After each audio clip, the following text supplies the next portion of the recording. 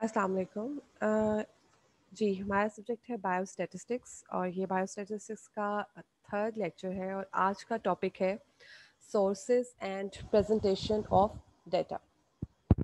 Sources and presentation of data मतलब sources क्या आप कहाँ से डाटा को कलेक्ट कर रहे हैं और फिर उसको कैसे प्रेजेंट कर रहे हैं। The main sources for collection of medical statistics are experiments. Experiments जो है वो कहीं पे लेबॉर्ट्री में हो रहे हैं, कहीं पे भी हो रहे हैं। एक्सपेरिमेंट से हम डाटा कलेक्ट करते हैं और उसके बाद सर्वे सर्वे भी करके डाटा कलेक्ट किया जाता है और रिकॉर्ड किया जाता है। तो ये सोर्सेज हैं डाटा को कलेक्ट करने के। रिकॉर्ड से भी आप जो प्रीवियस किसी ने कलेक्ट किए हुए हैं डाटा कलेक्ट किया हुआ और उसको रिकॉर्ड्स रखा हुआ है, उन्होंने रिकॉर्ड्स रखे हुए हैं उनके, तो आप उसकी हेल्प से भी अपना जो है डाटा कलेक्ट कर सकते हैं। खुद एक्सपेरिमेंट करके भी डाटा कलेक्ट कर सकते हैं और सर्वे करके भी डाटा कलेक्ट कर सकते हैं। तो ये सोर्सेज हैं जस्ट डाटा को कलेक्ट करने के। अब आ जाते हैं प्रेजेंटेशन की तरफ।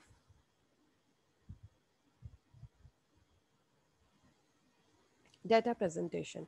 Two main types of data presentation are tabulation and graphic representation. Graphic representation में दो चीज़ें आ जाती हैं, charts and diagrams.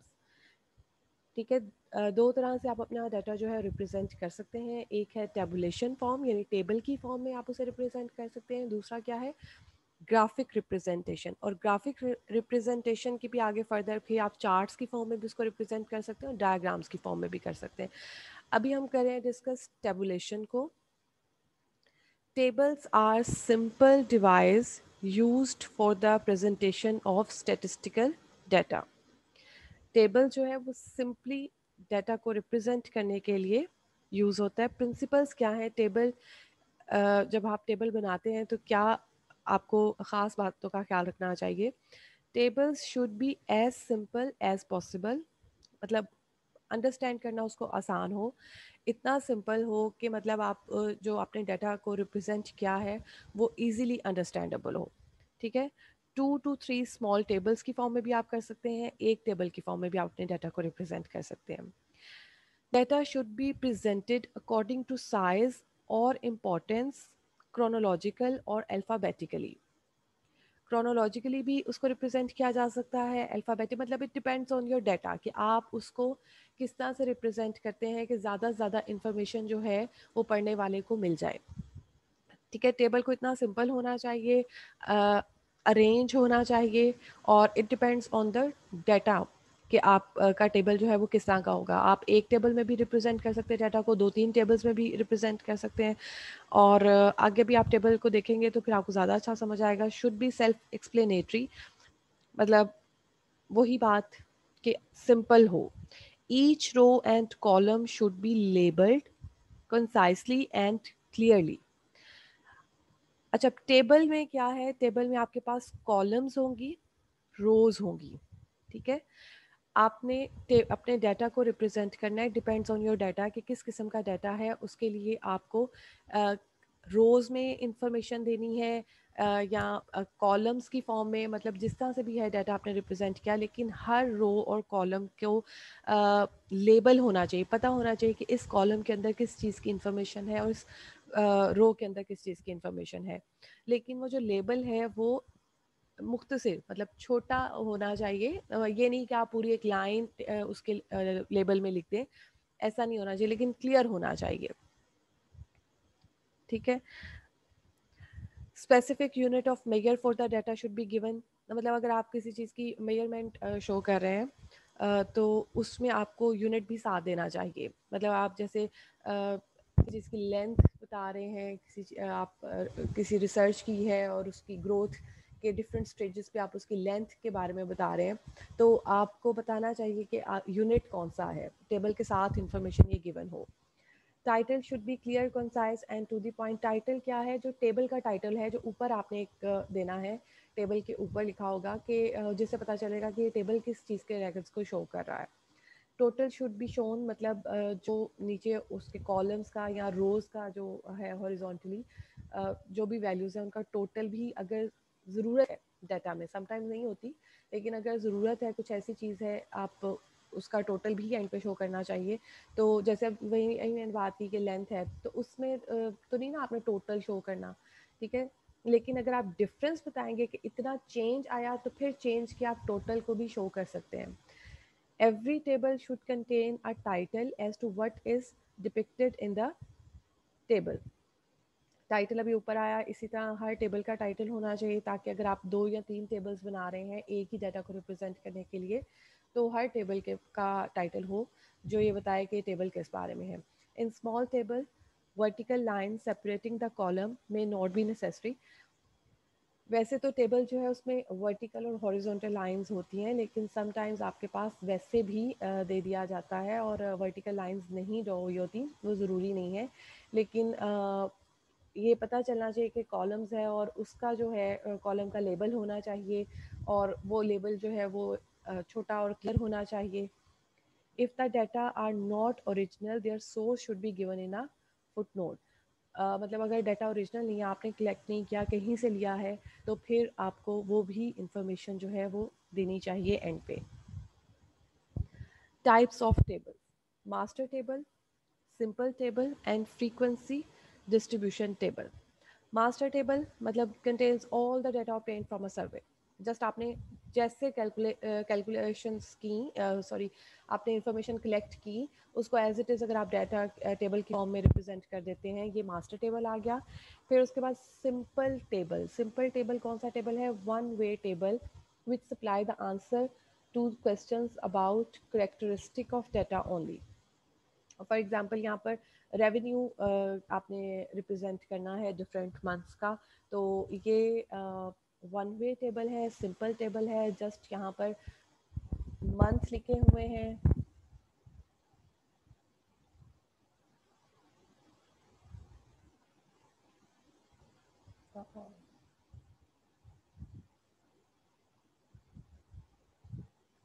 Ji, months लिखे हुए हैं। जनवरी, उसके अगेंस्ट उसका रेवेन्यू है, फिर फरवरी का रेवेन्यू है, मार्च का है, अप्रैल का है, ठीक है। इसी तरह से ये है वन वे टेबल की एग्जांपल है।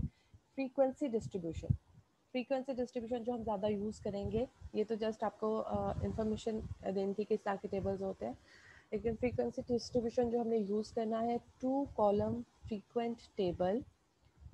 First column lists the classes into which the data are grouped.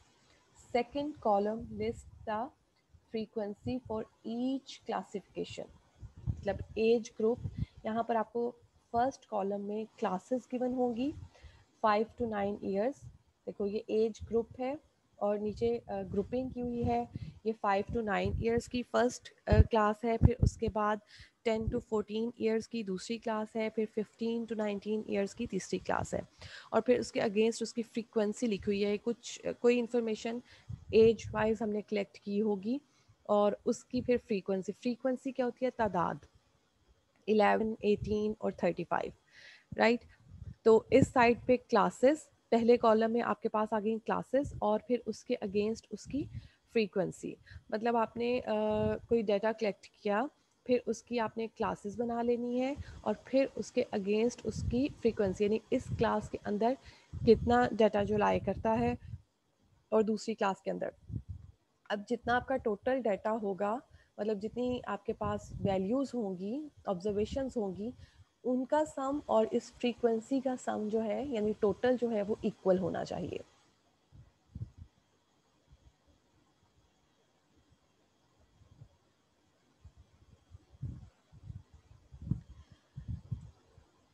Okay, यहाँ पर गिवन है 25 female lengths of the aphid Pemphigus measurements are in millimetre into 10⁻⁻⁻1।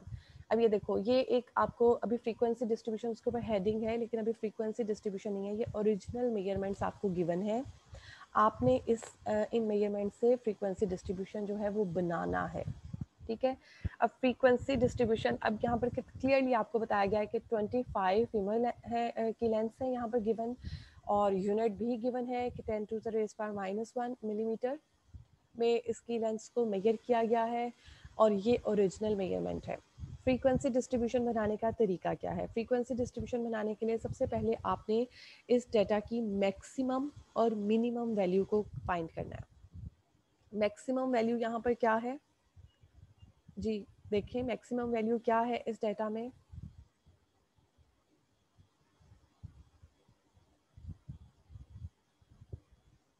4.7 4.7 है सबसे बड़ी वैल्यू, और मिनिमम वैल्यू यानी सबसे छोटी वैल्यू इस डेटा की क्या है, सबसे छोटी वैल्यू है 3.3।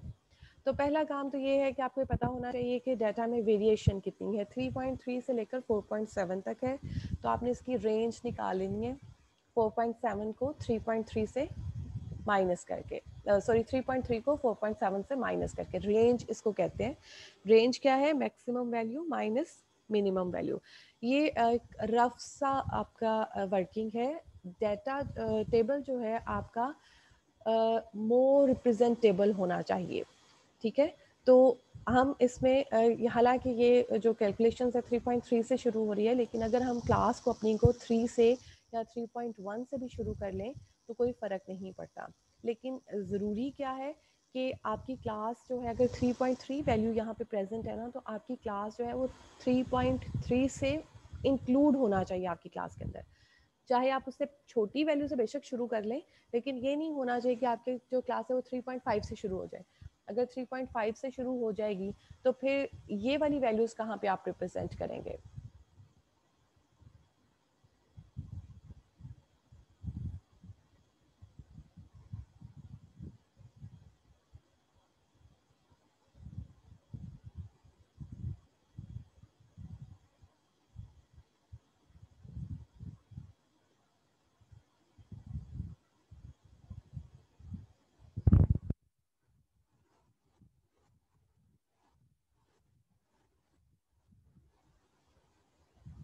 जी, ये देखें यहाँ पे क्लियरली आपको नज़र आ रहा होगा, ये वही डाटा है जो जिसकी मैं अभी बात कर रही थी।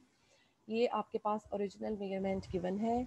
अगर आपसे कहा जाए कि इसका फ्रीक्वेंसी डिस्ट्रीब्यूशन बना दें, तो फ्रीक्वेंसी डिस्ट्रीब्यूशन बनाने के एक से ज़्यादा तरीके हैं, और वो सारे जो है एक से ज़्यादा किस्म के फ्रीक्वेंसी डिस्ट्रीब्यूशन डिफरेंट स्टूडेंट्स बना सकते हैं और वो ठीक होंगे, ठीक है, अनटिल अनलेस कि आपको ये ना कहा जाए कि इस तरह का फ्रीक्वेंसी डिस्ट्रीब्यूशन आप बनाएं, ठीक है।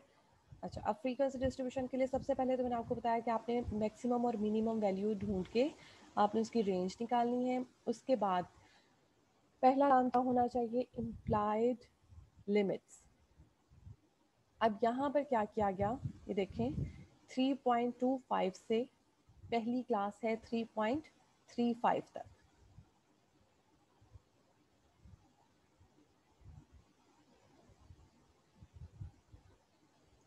ये 3.25 से 3.35 तक, ठीक है। मतलब मैंने आपसे कहा कि मिनिमम वैल्यू अगर 3.3 है तो आपने क्लास अगर बनानी है, क्लास क्या होती है, क्लासेस आपको इसको समझ आ गई होगी, ठीक है। 3.25 से 3.35 तक आपने एक क्लास ले ली, फिर नेक्स्ट आपने क्लास ली 3.35 से 3.45 तक, एंड सो ऑन। कहाँ तक जाना है, क्योंकि मैक्सिमम वैल्यू थी 4.3, हमने यहाँ तक ले लिया। ये है नेक्स्ट कॉलम में हमने इसकी मिड वैल्यूज़ निकाल ली क्लासेस की, ठीक है। अच्छा, यहाँ पे 4.2 है, हालांकि टेबल में 4.3 है, एक आपने इसमें और ऐड कर देना है नीचे, क्लास 4.3 तक आनी चाहिए आपकी, ठीक है। अच्छा, उसके बाद ये चीज़ क्या है, ये column tally marks. Tally marks frequency distribution अगर आपको गिवन आ जाता है क्वेश्चन, तो फ्रीक्वेंसी डिस्ट्रीब्यूशन आया तो उसका, या आप कोई रिसर्च करें और आप उसका टेबल बना रहे हैं, तो उसका आसान है बनाने के लिए कि आपकी मिस्टेक कम से कम होगी, टेली मार्क्स लगा लें। 3.8 आपने फर्स्ट वैल्यू को रीड किया, 3.8 कौन सी क्लास में लाई करता है, उसके सामने आपने लगा ली एक लाइन कि इसके अंदर, इस क्लास के अंदर एक वैल्यू आ गई है। फिर आपने सेकेंड वैल्यू पढ़ी 3.6, जहाँ पे जिस क्लास के अंदर है वहाँ पे एक लाइन आपने लगा दी, स्ट्रेट लाइन, इनको कहते हैं टेलीज। फिर आपने पढ़ी थर्ड वैल्यू, और फिर इस तरह से लाइंस जो है आप लगाते गए।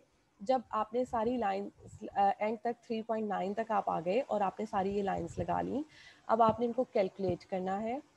कैलकुलेट करना यानी एक लाइन का मतलब है 1, अगर कोई लाइन नहीं है इट मीन्स, कोई टैली नहीं है it means 0, 1 tally means 1, 4 means 4, ठीक है, एंड सो ऑन। या आपने इसको फ्रीक्वेंसी, फ्रीक्वेंसी क्या है, तादाद।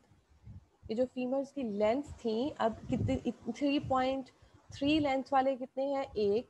3.4 किसी की लेंथ नहीं है, 3.5 के साथ 3.64 है ऐसे फीमर्स जिनकी लेंथ जो है वो 3.6 है।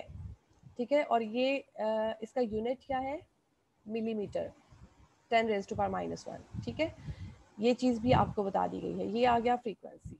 एक चीज़ तो ये होगी, ये कोई इतना अच्छा फ्रीक्वेंसी डिस्ट्रीब्यूशन नहीं है, इसको आप वन वे क्लास टेबल भी कह सकते हैं कि इस साइड पे जस्ट लेंथ्स हैं और इस साइड पे टेलीज हैं और फिर फ्रीक्वेंसी नेक्स्ट कॉलम में। ये ज़्यादा बेटर है। इसमें क्या किया आपने, 3 ये भी इसी डाटा को रिप्रेजेंट करने के लिए फ्रीक्वेंसी डिस्ट्रीब्यूशन है। ठीक है, ये वाला हिस्सा ये देखें, अभी यहाँ से यहाँ तक अगर आपको फ्रीक्वेंसी डिस्ट्रीब्यूशन बनाना आता है तो आपने इनमें से कोई एक ही बनाना है। यहाँ पर 5 गिवन है, लेकिन हमने उनमें से कोई एक ही बनाना है जो आपको लगे कि आपके डाटा को अच्छी तरह से रिप्रेजेंट कर सकता है, अनटिल अनलेस कि आपको कुछ गिवन रिस्ट्रिक्शंस ना हो कि आपकी क्लास का जो इंटरवल है वो इतना होना चाहिए। ठीक है, अब वर्ड मैंने यूज़ किया क्लास इंटरवल। क्लासेस, ये जो फर्स्ट कॉलम है इनको क्लासेस कहते हैं। सेकेंड फ्रीक्वेंसी डिस्ट्रीब्यूशन में क्या है, grouping into 8 classes of interval 0.2। Interval 0.2 का क्या मतलब है, क्लास की जो विड्थ है वो 0.2 हो, यानी 3.25 से 3.45 तक। इन दोनों का जो डिफरेंस है 3.45 माइनस 3.25 क्या होगा, 0.2। ठीक है, समटाइम्स ये गिवन होता है कि आपने क्लास इंटरवल ये रख के आपने डाटा को रिप्रेजेंट करना है, या समटाइम्स हमारी रिक्वायरमेंट ऐसी होती है कि हमने इतनी विड्थ रखनी है या इतना इंटरवल रखना है। अब इसका क्लास मार्क कहते हैं मिड वैल्यू को। ठीक है, इन इन दोनों को ऐड करके 2 से डिवाइड कर लेना है और ये आपने मिड वैल्यूज़ निकाल लेनी है। अगेन अब ये तो मिड वैल्यू है, जब आपने टेलिस लिखनी है आपने इसको कंसिडर करना है। 3.25 से 3.45 के दरमियान में जितनी वैल्यूज़ हैं वो यहाँ पर आएंगी, यानी इसमें सिर्फ एक ही वैल्यू है 3.3। लेकिन जो अगली क्लास है उसमें आप देखें हमारे पास एक वैल्यू है 3.4, नहीं 3.4 तो ऊपर आ जाएगी ना, एक वैल्यू है हमारे पास 3.5 और 4 वैल्यूज़ हैं हमारे पास 3.6, ऐसा ही है। तो इस क्लास के अंदर टोटल कितने आ जाएंगी, 5 टेलीज। अच्छा, अब ये भी आपको पता चल गई एक नई चीज़ कि अगर एक है तो आपने एक टैली लगा दी, फिर 2 3 4, जब 5 टैलीज हो जाती है ना तो फिफ्थ के लिए फिफ्थ लाइन नहीं लगानी, आपने इस तरह से उसको काट देना है। इस तरह से ग्रुपिंग बन जाती है, कैलकुलेट करने में बाद में आपको फ्रीक्वेंसी में आसानी होती है। अगर इस तरह सीधी स्ट्रेट लाइन्स ही लगी होंगी, टैलीज लगी होंगी तो उसको कैलकुलेट करना, उसको गिनना आपके लिए मुश्किल होगा। तो इस तरह से टैलीज जो है ना ग्रुपिंग में होती है। फिफ्थ का क्या मतलब है, ये वाली लाइन, इसका इस चीज़ का क्या मतलब है, नंबर 5। ठीक हो गया। अब 3.6 से 5 से 3.85 तक कितनी थी यहाँ पर, यहाँ इसी से आपको पता चल जाएगा। 3.7 में 0 थी, 3.8 में 4 थी, यहाँ पर 4 टैलीज आ जाएंगी। यहाँ डायरेक्ट आप डाटा से भी इसको कैलकुलेट कर सकते हैं। ठीक हो गया, और इस तरह से आपने फ्रीक्वेंसी लिख ली। एक चीज़ आपको क्वेश्चन में गिवन था कि 25 फीमर्स की लेंथ है, तो आपकी ये जो फ्रीक्वेंसी है इसका टोटल 25 होना चाहिए। 1 प्लस 5 प्लस 4 प्लस 3 प्लस 3, यहाँ पर तो ये नहीं है 25, यहाँ पर कितना है, 9 10 और 16। क्योंकि क्यों नहीं है, क्योंकि यहाँ पर शायद कोई मिस्टेक हुई होगी टेबल में, चेक करते हैं।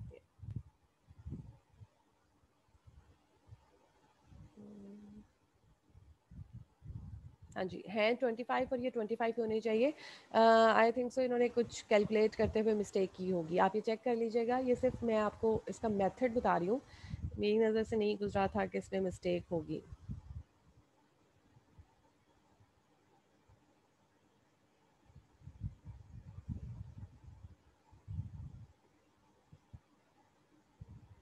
बाकी की 4 वैल्यूज़ मिसिंग है। 4.3 भी है यहाँ पे, 4.4 भी है, 4.4। एक्चुअली इसने क्लासेस यहाँ पर ना पूरी नहीं बनी हुई, ये है, सॉरी। हाँ जी, यहाँ पर अब समझ आ गया, थोड़ी सी मिसप्रिंटिंग है। 4.05 से 4.25 और फिर ये नीचे यहाँ पर 4.25 से 4.35, 4.35 से 4.45। हाँ, ये नीचे तक जा रहा है, ठीक है। और ये वाला जो है ये भी नीचे तक आ रहा है। अब यहाँ पर देखो 1 + 5 + 4,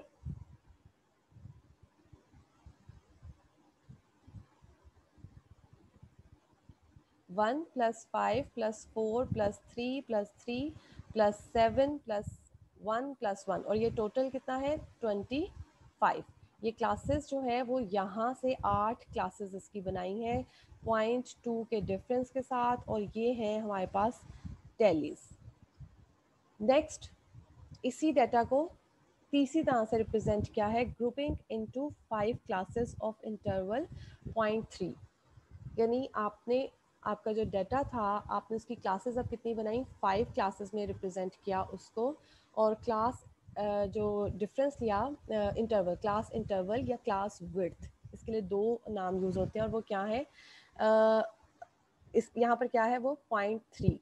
तो 3.25 से 3.55 तक, फिर 3.55 से 3.85 तक, ठीक है। ये आपकी बन गई क्लासेस। और फिर उसी तरीके से आपने टैलीज क्लास मार्क निकालना है। क्लास मार्क ना ऑप्शनल होता है, समटाइम्स हमें ज़रूरत होती है, समटाइम्स नहीं भी होती, ठीक है, लेकिन निकाल दें तो ज़्यादा बेटर है।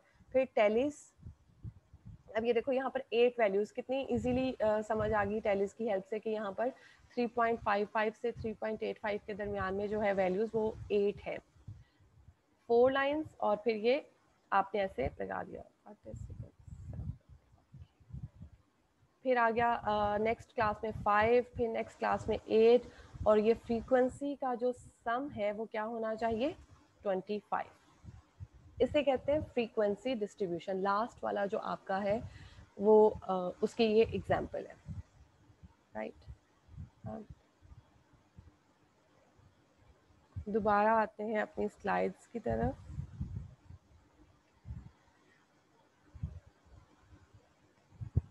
टेबल, टेबल में क्या चीज़ें होनी चाहिए ज़रूरी, वो भी हम लोगों ने पढ़ लिया। फिर टेबल बनाना भी सीख लिया, एक क्वेश्चन सॉल्व करके देखा डिफरेंट 3 तरीक़ों से, लेकिन उसमें से एक ही आपके लिए, और जो है आई थिंक सो जो लास्ट वाला था वो बेस्ट था, ठीक है।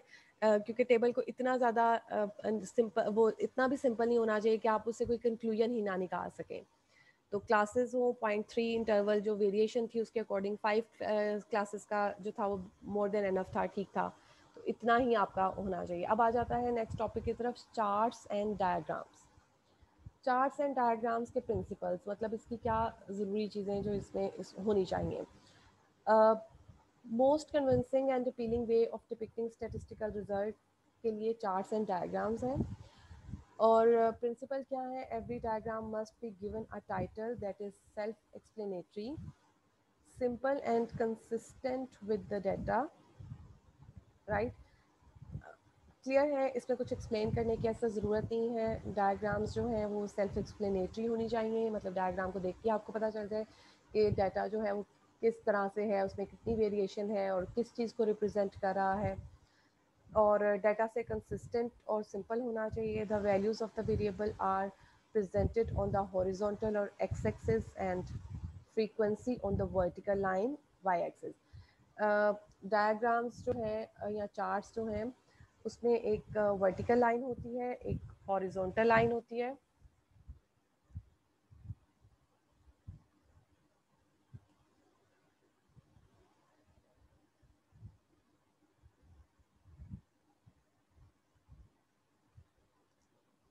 ये हॉरिजॉन्टल लाइन है, और ये जो लाइन है ये वर्टिकल लाइन है, परपेंडिकुलर इसके। ये वाली जो है लाइन इसको हम वर्टिकल लाइन कहते हैं, और जो ये, सॉरी, ये वाली जो लाइन है इसको हम हॉरिजॉन्टल लाइन कहते हैं, ठीक है।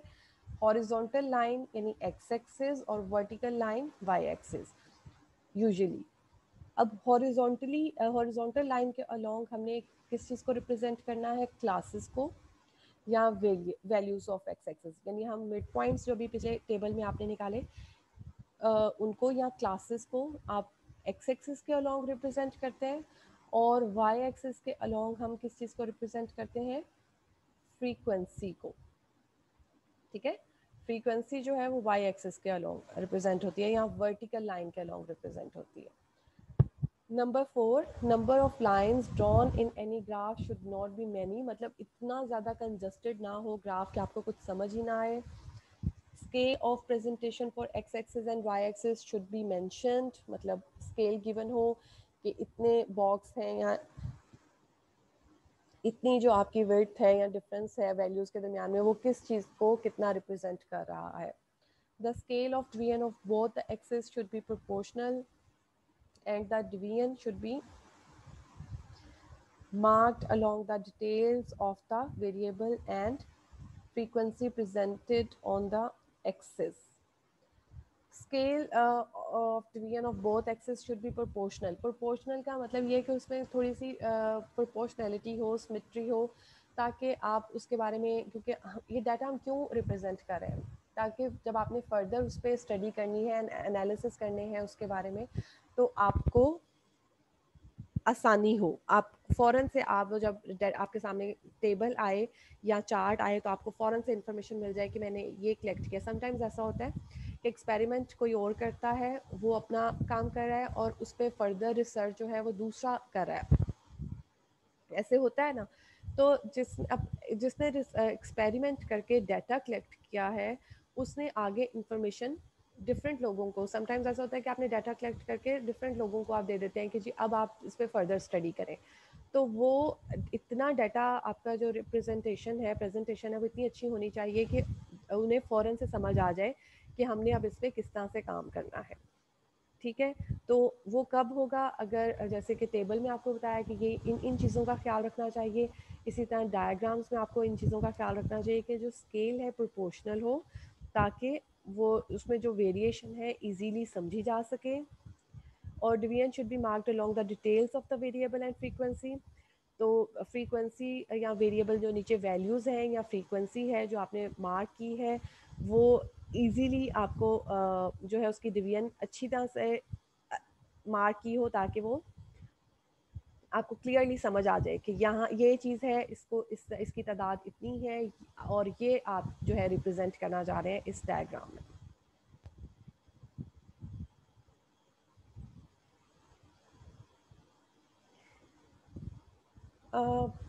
टाइम आपके लेक्चर का है, बस इस एक चीज़ हम लोग अभी पढ़ लेते हैं, इसके बारे में पढ़ लें बार चार्ट। नेक्स्ट लेक्चर में इंशाल्लाह बताऊंगी कि किस तरह से इसको ड्रॉ करते हैं।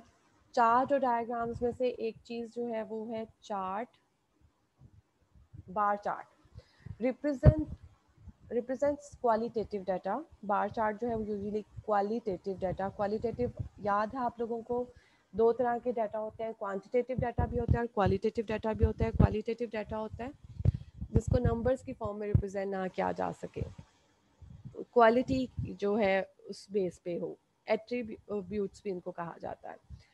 तो bars can be either vertical और हॉरिजॉन्टल। बार चार्ट जैसे कि इसके नाम से ही पता चल रहा है,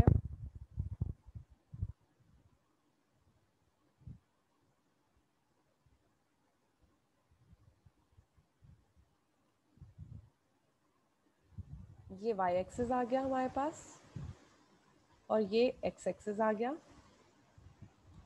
ठीक है, एक्स एक्सिस के अलोंग आपने क्या करनी है, वैल्यूज़, जैसे अभी पिछला डाटा था उसमें आप अभी आप बार चार्ट में हम यूजुअली मिड वैल्यू रिप्रेजेंट करते हैं। ठीक है, या क्लास भी आप रिप्रेजेंट कर सकते हैं। और कैसे होते हैं बार्स, मतलब एक चीज़ को अगर आप रिप्रेजेंट करना चाहते हैं तो ऐसे,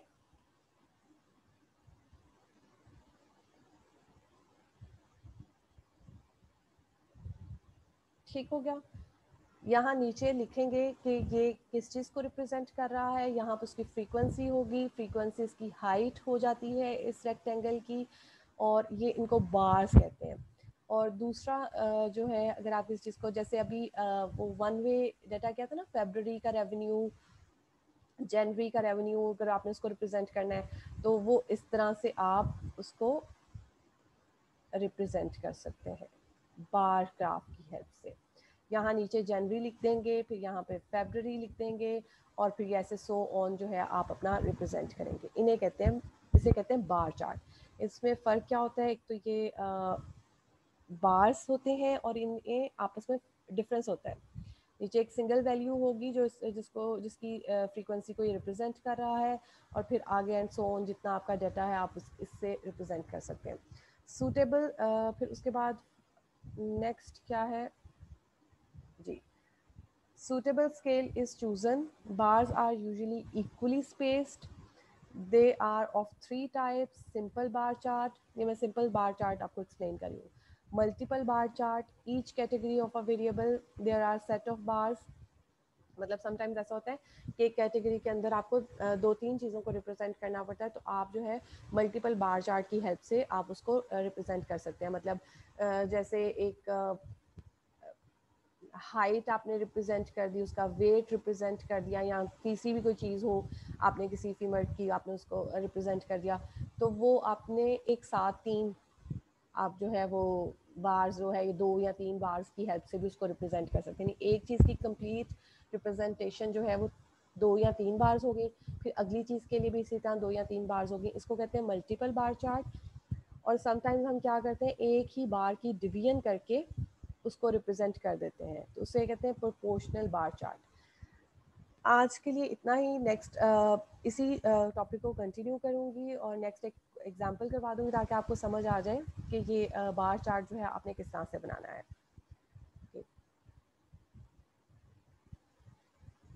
thank you so much. Allah हाफ़िज़।